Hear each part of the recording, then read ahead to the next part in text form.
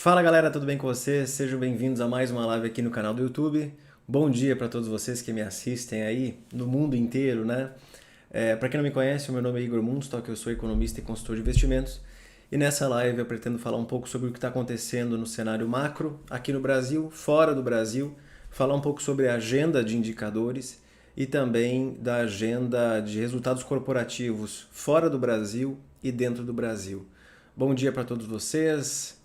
Bom dia, Garu, Mr. Vinícius, Espaço Vital, Renan Lopes, Wala Adriano. Bom, vamos lá. Nós estamos vivendo hoje um mercado bastante volátil no mundo inteiro. Eu até achava que essa segunda-feira não seria tão interessante como está sendo. Tem muita volatilidade nos ativos e também muitas notícias, tá? Tem muitas coisas acontecendo no mundo inteiro. Temos aí notícias sobre China, temos notícias sobre os índices em Hang Seng, intervenção cambial no Japão, PMIs na zona do euro, corrida eleitoral no Reino Unido, corrida eleitoral no Brasil, indicadores americanos, uma fé de que o Fed eventualmente vá desacelerar o ritmo de alta de taxa de juros. Isso está criando uma oportunidade de alta nos mercados de risco, que eu acho que não vai acontecer por muito tempo. E indicadores aí macroeconômicos que serão divulgados junto com resultados corporativos. As Big Techs vão divulgar resultados essa semana. Então nós temos nesse momento os índices de bolsa dos Estados Unidos em alta, S&P 500 0,42, Nasdaq 0,14, Dow Jones 0,47. Lembrando que o mercado ainda não abriu, nesse momento são 9 horas e 32 minutos, abre só às 10h30.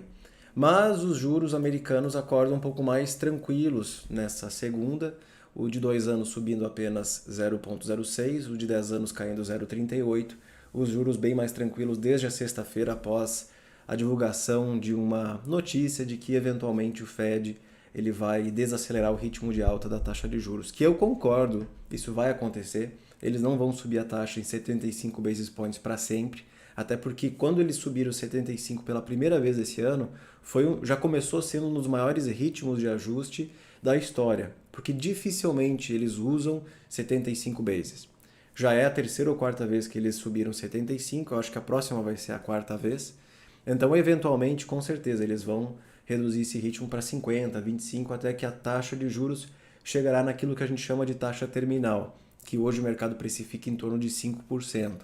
Agora, será que isso já seria o suficiente para o mercado ficar otimista? Né?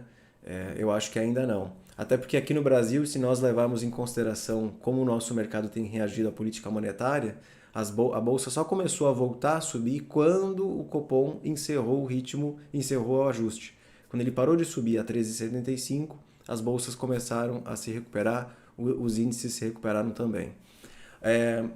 Isso aqui chama atenção, ó. Hang Seng caindo 6,36, é a maior queda desde 2009 e o índice volta para níveis não vistos desde 2009. Índices europeus positivos, o dólar positivo no mundo, estava um pouco mais forte antes, já não está mais tão forte agora. Tem muita coisa rolando nas moedas no mundo inteiro. E commodities negativas, tá? Então o que nós temos hoje? Bolsas em alta, dólar relativamente forte, juros um pouco mais tranquilos, o juro alemão caindo 4,39, com commodities em queda. Quando a gente olha para commodities, o minério de ferro está aqui segurando nos $90 a tonelada, certo? O petróleo está caindo nessa segunda-feira, esse aqui é o Brent, esse aqui é o WTI. O ouro cai 0,50 também, mas eu sempre gosto de olhar minério de ferro porque ele afeta bastante o mercado doméstico, né? Aqui no Brasil, a Vale representa praticamente 15% do Ibovespa. Se o minério de ferro cai, a Vale acaba caindo também. Mas o que eu quero falar está aqui, ó. O que eu quero falar com vocês está aqui, ó. A gente está tendo aí muitas notícias de volatilidade nos índices chineses.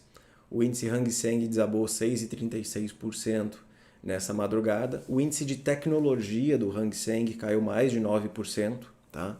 E vem caindo bastante já faz algum tempo. O que está acontecendo é o seguinte, essa semana tivemos ali uma reunião do governo chinês, que ontem divulgou os indicadores macro que a gente estava esperando. E o que aconteceu foi o seguinte, eles estão hoje implementando políticas que deixaram o mercado um pouco com medo. Eu estava lendo um livro recentemente, ainda estou lendo, Porque as Nações Fracassam, vocês devem ter me visto lendo esse livro nas redes sociais. E eu liguei uma informação que foi publicada nesse livro com o que está acontecendo, que é o seguinte, parece que chegou num limite, a China parece ter chegado num limite de crescimento dentro dessas políticas que eles possuem políticas comunistas. Existe um momento em que a classe social, a classe média, ela chega num limite que para você manter o crescimento econômico do país, você precisa promover algumas mudanças nas classes sociais, umas mudanças na economia. Mas como as políticas comunistas elas bloqueiam, dificultam algumas evoluções da economia e da sociedade, é possível que isso tenha acontecido recentemente. A economia chinesa não é mais aquela mesma que nós vimos nos primeiros anos dos anos 2000 e também na década de 90, por uma série de mudanças estruturais do país.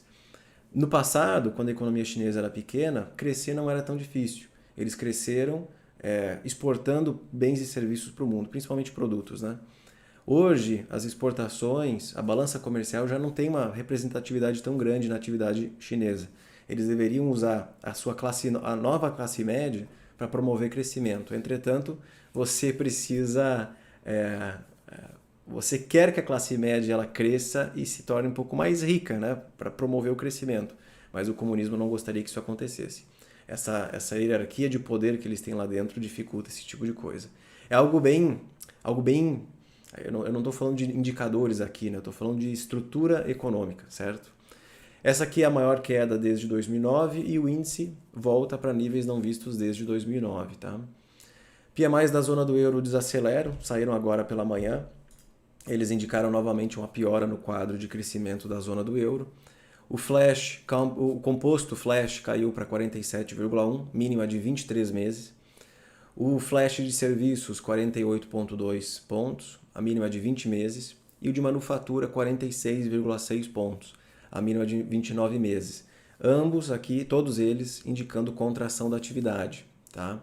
O composto, que é o primeiro que eu indiquei ali, é uma média dos dois, tá? Serviços e manufatura. Então, caindo para 47,1, é o quarto mês de desaceleração e realmente a economia ela está andando rumo a uma recessão. Ainda não começou, mas eles estão se encaminhando para uma recessão, tá?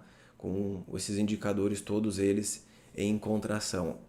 Provavelmente no quarto trimestre nós veremos o PIB caindo, né? PIB negativo. Primeiro trimestre do ano que vem novamente, PIB negativo, vão todo mundo dizer que é uma recessão técnica, e aí no segundo tri do ano que vem, provavelmente um terceiro trimestre de contração, aí sim está certo que é recessão, tá? Lembrando que tem que levar em consideração a intensidade dessa queda, para a gente definir se é recessão ou não. A taxa de desaceleração da economia europeia é a pior desde 2003, quando a gente exclui Covid. Então, tira o Covid da análise de dados, é a pior desaceleração desde 2013. E aí uma coisa muito interessante é o seguinte, a pior contração aconteceu na Alemanha, os indicadores alemães. Lembrando, para quem não sabe, a Alemanha é o principal país, é a principal economia da zona do euro. Então, se a economia está mal na Alemanha, é porque no país inteiro necessariamente está mal. Então, não é notícias positivas da zona do euro, eu não tenho nenhuma aqui para vocês. Falando sobre Reino Unido, tem muitas notícias referentes a quem será o próximo primeiro-ministro do Reino Unido. O Boris Johnson havia sido cotado na sexta-feira, no sábado, todo mundo falava sobre esse assunto, mas ele desistiu da corrida para essa eleição. Aí a gente fica com uma lacuna, né? Quem será o próximo primeiro-ministro? O mercado vai ficar em busca de informações até que algo mais concreto seja definido. Sobre Estados Unidos, a gente está vendo os índices de bolsa se recuperarem desde sexta-feira. Sexta-feira subiu mais de 2%. Eu consegui me desfazer da posição em SH, que eu estava vendido em S&P algumas horas antes disso acontecer, percebendo que o mercado já estava respirando aquele ar de otimismo, né, que eu não concordo. Eu acho que muitas coisas podem acontecer até os mercados efetivamente encontrarem motivos para subirem. Tá? A gente está vendo uma tensão muito grande nos mercados globais, uma tensão muito grande no câmbio em vários países. Eu já vou falar sobre o Banco Central japonês e o iene japonês. Então, eu acho que o mercado está querendo buscar informações para ficar otimista, sendo que não tem nada muito bom acontecendo, né? Então, agora a gente tem uma probabilidade de alta de 75 basis points na reunião de novembro, que é na semana que vem, tá? Até vamos abrir aqui ao vivo para vocês verem. A probabilidade altíssima de um ajuste de 75 bases na próxima reunião, tudo bem, concordo que isso vai acontecer, tá? 93,7%, levando a taxa de juro americana para 4%, uma das maiores desde 2006, 2007. E aí o mercado já sabe que isso aqui é praticamente dado, o mercado de trabalho americano continua muito apertado, muito quente, o desemprego caiu no último dado de setembro, então realmente eles precisam fazer muito mais para a economia desacelerar.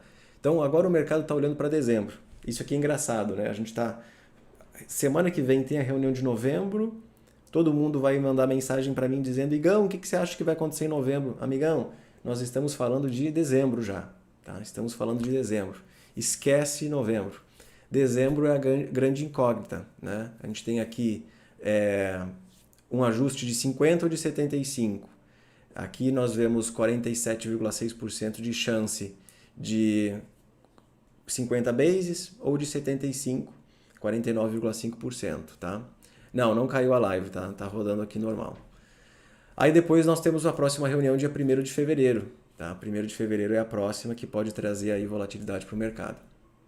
Que mais?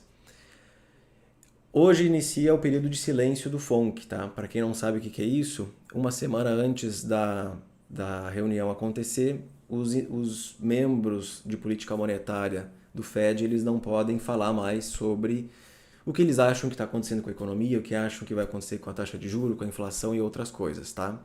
Então agora eles não vão mais falar absolutamente nada, não vai ter mais nenhuma live ou declaração, discurso de algum membro do Fed, até porque eles estão usando dos indicadores já divulgados para definir o que acontecerá com a política monetária daqui para frente. O que me chama muita atenção é a intervenção cambial que o Banco Central do Japão realizou tanto na sexta-feira quanto hoje. Nós estamos vendo uma volatilidade muito grande no iene japonês. Na sexta-feira houve uma intervenção no câmbio, ele saiu ali de 151, 152 ienes por dólar para mais ou menos 146,5. O iene voltou a perder força e aí nessa madrugada houve uma intervenção no câmbio, entretanto já voltou, né? O iene caiu ali para 145,5 e já voltou a se desvalorizar, retornando para praticamente 150 ienes por dólar, tá? O que acontece aqui, nós poderíamos ficar horas e horas e horas falando sobre iene japonês, porque hoje o que acontece na economia japonesa é fruto de políticas monetárias que foram inventadas nesses últimos 20, 22 anos. Nós chamamos em economia de MMT, que é a teoria moderna de política monetária, que essencialmente coloca a taxa de juros num nível muito baixo. Eles possuem uma ferramenta de política monetária chamada Yield Curve Control, que é um controle da curva de juros. Então eles fixam os juros de longo prazo dos títulos japoneses numa taxa específica. Como os juros americanos estão subindo hoje num ritmo muito grande, a diferença de juros entre eles e os Estados Unidos fica cada vez maior. O mercado não consegue adaptar o juro de longo prazo do Japão, até porque o Banco Central não deixa. Ele intervém todos os dias para manter o juro estático. Isso faz com que a moeda dele se desvalorize. Então, a desvalorização da moeda japonesa é natural dentro desse cenário. Deve voltar a se valorizar quando Estados Unidos encerrar o seu ciclo de política monetária e o mercado começar a precificar a queda da taxa de juro no médio e longo prazo. Quando isso vai acontecer? Não vai ser em 2022 e provavelmente em 2023 também não, só em 2024, tá? Então, isso aqui que está acontecendo é algo muito interessante, tá? Eu preciso fazer um vídeo urgente para falar sobre isso, porque é algo completamente novo no mundo da política monetária, no mundo, tá? Aí, nós temos para a semana vários indicadores macro que serão divulgados. Hoje já foram divulgados alguns, né? Na zona do euro, a gente viu os PMIs que eu mostrei para vocês. estão desacelerando bastante. Boletim Focus aqui no Brasil acabou de ser divulgado, deixa eu até mostrar aqui. Boletim Focus indicando novamente uma melhora nas expectativas de inflação do Brasil e do PIB.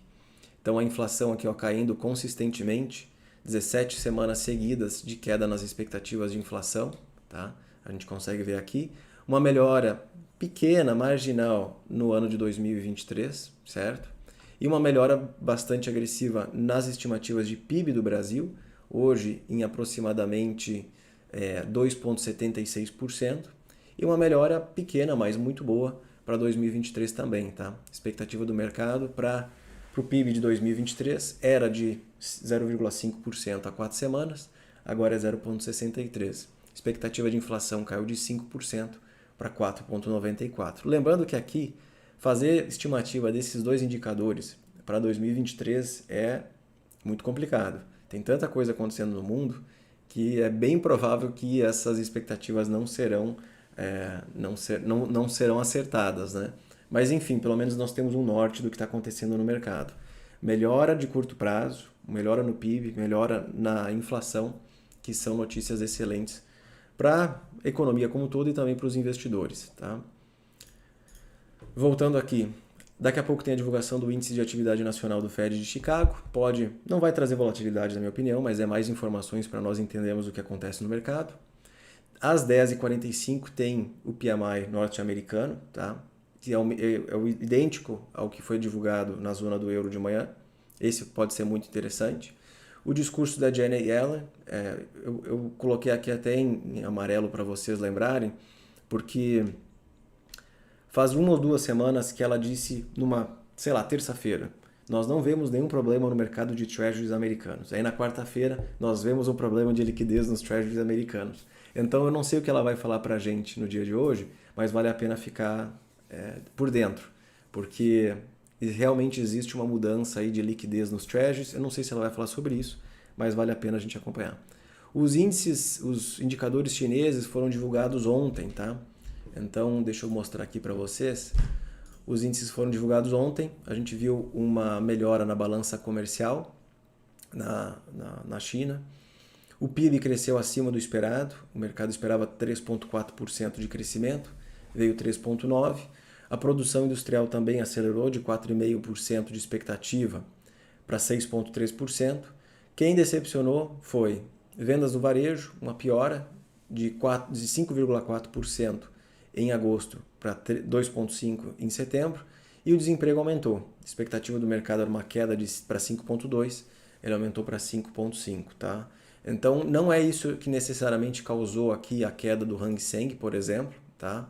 Então, o que houve foi uma questão mais interna de Hong Kong, mas os dados deixaram os investidores um pouco mais pessimistas para curto prazo. Tá? Eu até achei que com esse PIB mais forte, daria um gasto para o mercado, mas não foi o que aconteceu. Tá? Voltando aqui.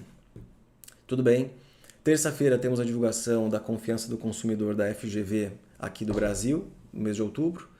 Também temos o IPCA 15, importantíssimo para a nossa economia, para o nosso mercado.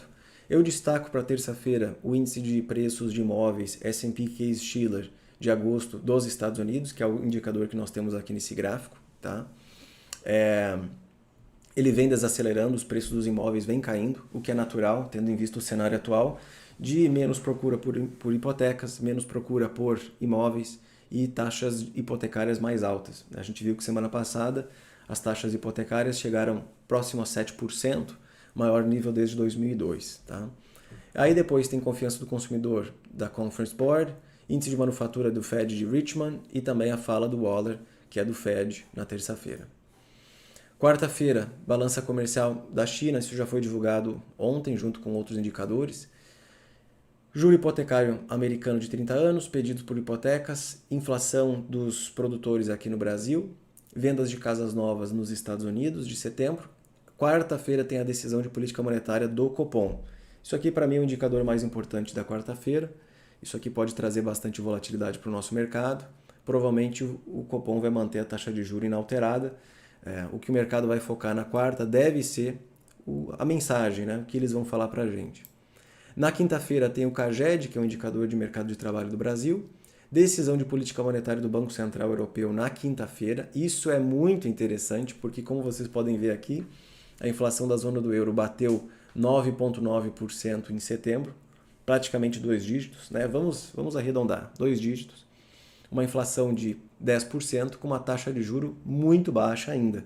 Se eu não me engano, é 0,75, tá? Realmente tem muita coisa para acontecer na zona do euro. Vocês já viram que os PMIs estão desacelerando, sendo que a taxa de juros começou a subir faz pouco tempo. Então eu quero só ver o que vai acontecer na zona do euro daqui para frente. Quinta, pedidos iniciais por seguro-desemprego. Primeira leitura do PIB do terceiro trimestre dos Estados Unidos. Isso aqui pode pegar fogo, tá? A gente vai ver aí a primeira leitura do terceiro tri. Por enquanto, nenhum dado foi divulgado desse terceiro trimestre. Pedidos de bens duráveis e o discurso da Lagarde, que é presidente do Banco Central Europeu, que pode trazer aí volatilidade no mercado. Então, da semana que vem inteira, eu destaco que quinta-feira pode ser um dia bem interessante. Sexta, tem confiança do consumidor da zona do euro. Do Brasil temos IGPM, inflação do PCE dos Estados Unidos, tá? Que tanto o PCE quanto o CPI estão em torno ali de 8,2%, certo? Indicadores de renda, gastos e consumo pessoal dos Estados Unidos, expectativa da inflação da Universidade de Michigan, confiança do consumidor da Universidade de Michigan e vendas pendentes de moradias. Tá? Então, quinta-feira eu acho que é o principal dia, por ter divulgação do PIB americano e decisão de política monetária na zona do euro. E sexta também é interessante, tem o PCE, mas não acho que vai trazer tanta volatilidade. Aqui que está o principal, na minha opinião. São os indicadores micro, os indicadores de resultados corporativos lá fora. Porque além de ter muita empresa divulgando resultado, tem muita empresa grandona do S&P 500 que vai divulgar resultados. Principalmente a Apple, né? É a principal empresa. Então aqui nós temos para hoje já vários resultados para analisar, mas eles começam a ficar ainda mais importantes a partir de terça-feira. Coca-Cola, Alphabet, Microsoft, Visa, Chipotle, Spotify, 3M, JetBlue, GE, Boeing, Meta, Ford, Hilton, Kraft Heinz, Harley-Davidson, Shopify, McDonald's, Amazon, Apple, Caterpillar, Intel, Southwest Airlines, Mastercard, Pinterest, Altria, Comcast, Credit Suisse. Se eu não me engano, até quinta-feira o Credit Suisse tem que bolar um plano de como se recuperar dessa crise que eles estão vivendo. Então aqui, quinta-feira, nós veremos muita coisa acontecer com as ações do Credit. E sexta-feira tem as empresas de energia, então ExxonMobil, Chevron, AbbVie e Charter Communications. Eu vou prestar muita atenção aqui no resultado do T-Mobile, que eu tenho na carteira lá fora, na carteira americana, mas obviamente esses outros resultados, principalmente Apple, vão trazer aí bastante vol para o mercado. Se vocês pararem para analisar, o mercado americano se recuperou bem na semana passada, olhando para essa possibilidade do Fed desacelerar a taxa de juros, né, o ajuste da taxa de juros, e também olhando para os resultados corporativos que estão vindo assim até que bem, né? O mercado espera um crescimento de 3% no lucro líquido em relação ao ano passado. Mas aqui temos mais resultados para analisar, certo? Então, obviamente, fica muito importante saber o que está acontecendo em tempo real. E temos o Brasil também divulgando resultados, tá? Então, a partir de terça-feira, temos aqui resultados de Vivo, Neoenergia, Home. Eu vou prestar muita atenção no resultado de Vale, maior empresa do nosso índice, ISA CETIP, e mais ou menos isso. As outras aqui não me interessam tanto assim. Eu vou olhar alguma coisa ou outra se me chamar a atenção, tá? Então, como vocês podem ver para a semana, nós temos aqui vários indicadores macro para analisar, tá? Hoje até a agenda está um pouco mais tranquila. Índice de atividade nacional do Fed de Chicago veio 0,1, o mercado no mês de agosto veio 0,1, provavelmente não vai trazer vol. Daqui a 50 minutos saem os PMIs americanos, tá? Então, vale muito a pena ficar por dentro disso. Lembrando que o mercado está precificando aqui, ó, uma desaceleração dos PMIs, tá? De 49,5 para 49,3. Uma queda pequena, uma contração pequena da atividade. Se vier muito ruim, bom, aí eu quero só ver como o mercado vai reagir. Acho que pode reagir muito mal, tá? Então é isso. Algumas perguntas aqui. Igor, como a recessão que está vindo, commodities tendem a cair? Sim, commodities tendem a cair. Elas vêm caindo já há um bom tempo, né? Você percebe que hoje o petróleo está só se mantendo acima de $90 porque a Arábia Saudita está cortando produção, né? mas se não fosse por isso, o petróleo já estaria provavelmente abaixo de $80, na minha opinião. Minério de ferro já abaixo de $100, se segurando nos $90, naturalmente as commodities caem quando as economias elas estão caindo rumo à recessão. Então isso é bem natural, tá? Esses dados da China são confiáveis? Não muito, né? Não muito. Eu confio nos dados brasileiros, americanos, europeus. Agora, dados chineses é complicado. Então, eu não tenho como dizer para vocês, assim, todos nós trabalhamos com os mesmos números, né? Se são confiáveis ou não, ainda não sei. Igor, como você espera o resultado para as Big Techs no cenário atual? Eu não faço ideia, eu não vou dar opinião, porque eu acho, por exemplo, para a Apple, que nós podemos ver uma desaceleração. Lembrando que Apple é Apple, né? Todo mundo fala muito bem da empresa, vende iPhone que nem água, mas nós temos visto recentemente que a companhia está passando por um momento bem delicado. Está saindo da China, a produção de iPhones está migrando da China para a Índia. Eles estão planejando vender menos iPhones, esse iPhone 14, no curto prazo. E isso está acontecendo mesmo depois de anunciarem o lançamento do iPhone 14 sem qualquer mudança no preço.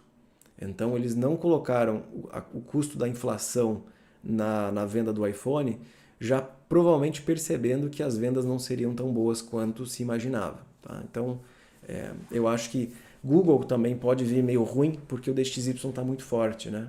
O dólar é muito forte, é bom para nós, por exemplo, para exportar, mas para eles que prestam serviços nos Estados Unidos já não é um bom negócio. Tá?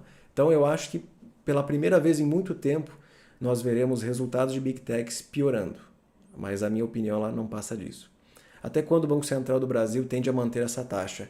Eu olhei hoje uma notícia que o mercado espera que a taxa permaneça em 13,75 até junho. Junho do ano que vem. É bastante coisa. É bastante tempo. Tá? Para o Brasil, curto prazo, o que importa agora são eleições. Tá? Igor, vale a pena estocar dólar agora? Cara, tudo vai depender do seu objetivo de investimento, tá? Eu pretendo comprar um pouco mais de dólares porque eu não tenho uma carteira muito grande nos Estados Unidos e queria aumentar um pouco mais a exposição lá fora. Aproveitar daqui a pouco os preços dos ativos, tá? Mas aí vai depender de cada um, tá? Bom, galera, agradeço a participação de todos vocês nessa live aqui. Normalmente eu não faço uma live falando de cenário macro, eu faço sempre no Telegram, né? Mas eu acho que eu vou começar a fazer mais vídeos aqui para vocês, para colocar mais conteúdo aqui no YouTube, certo? Peço para vocês deixarem o like aí no vídeo, inscrevam-se no canal e a gente se vê novamente daqui a pouco. Até mais!